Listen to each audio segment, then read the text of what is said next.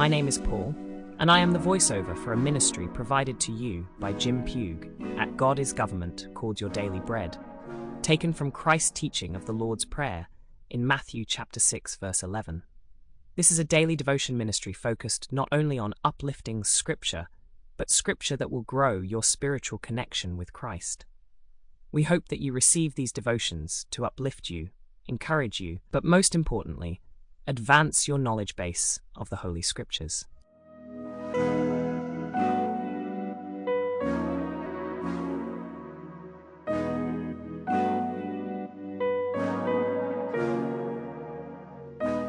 Today's focused discussion will be on eschatology. In Roman history, we find that the Roman government and its people worship the entity that spoke about the end times. Let us not forget that they needed to worship the one that provided the end times. So you should study eschatology in a manner that's going to create an idleness for our studying. You should treat it as just the understanding that what we're studying is a process called eschatology, because you are studying the end times. There are some conditions here that we need to understand. Many believers are either premillennial or amillennial and have either one of those two views. Premillennials believe in a literal millennium where Christ will rule on the earth for 1,000 years. That's the scripture. Amillennials do not believe Christ will literally rule on the earth for 1,000 years. That's the difference. Now, your hermeneutics is the theory of interpretation, and most people either believe the Bible literally or allegorically. The more literal you go, you're premillennial. The more allegorically you go, you're amillennial in that. So I've broken this down so you can see the process. And in the premillennial, there's even 3 different viewpoints on tribulation. Whether it's a pre-tribulational event, or it happens mid-tribulational, or it's post-tribulational. And wherever your hermeneutics is where you're going to align with that. And when I study the Bible and I teach it from a literal standpoint.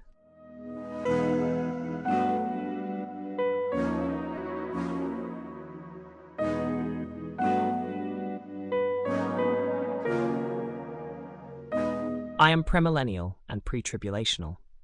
Now, eschatology has some problems. If you're amillennial, then you have Masonic promises found throughout the Old Testament. That's a problem for amillennials. They have another problem in the destiny of Israel is in God's covenants.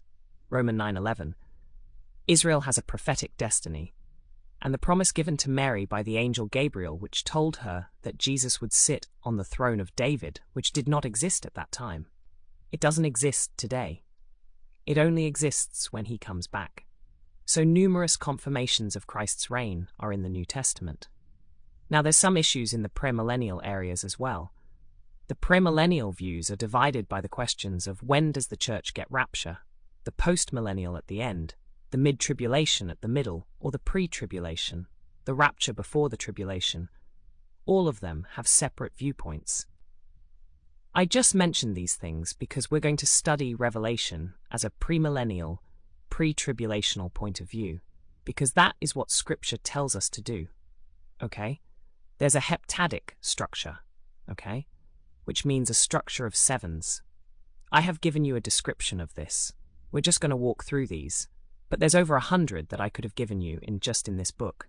There are 7 churches. I've given you the references in our study of Revelation so you can look at it. 7 seals, 7 trumpets, 7 bowls, 7 lampstands, 7 spirits, 7 stars, 7 lamps, 7 title pairs, 7 promises to the overcomer, 7 horns, 7 eyes, 7 angels, 7 thunders, 7,000, 7 heads, crowns, plagues, mountains, kings. Okay? So the heptadic structure also provides 7 beatitudes. In this book, blessed is he that readeth, and that they hear and keep those things.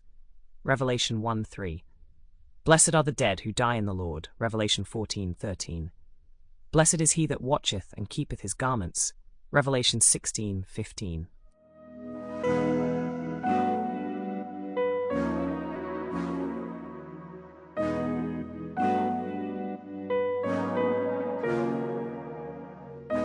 Blessed are they who are called unto the marriage supper of the Lamb. Revelation 19 verse 9. Blessed and holy is he that has part in the first resurrection. Revelation 26 verse 6. Blessed is he that keepeth the words of the prophecy of this book. Prophecy, Revelation 22:7. And blessed are they that wash their robes. Revelation 22 verse 14. There's more subtle sevens. There are 7 features in Revelation 1. There are 7 letter divisions in Revelation 2 and 3. There's 7 personages. Revelation 12, chapter 12 and 13. There's a woman, man, child, red dragon, 7-headed beast, false prophet, Michael the angel and the lamb. There's 7-year judgments. Revelation 11:3, 12:6, 14 verse 13 and 5. There's 7 I ams of Christ. There are 7 doxologies of heaven, and there's 7 new things, and there are many, many, many more. Okay? So as you study, you might want to continue this list as you find other 7s in your study. Now there's tenses of redemption, which means there's time dimensional. In the first chapter, Christ or the angel tells John to write what was, what is, and which is to come. Thank you for joining us in this exploration of eschatology. Until next time, remember to keep the faith, stay strong, and continue to shine your light in the world. To hear these daily devotions of your daily bread, please log on to godisgovernment.com. Goodbye, and may your faith always lead the way.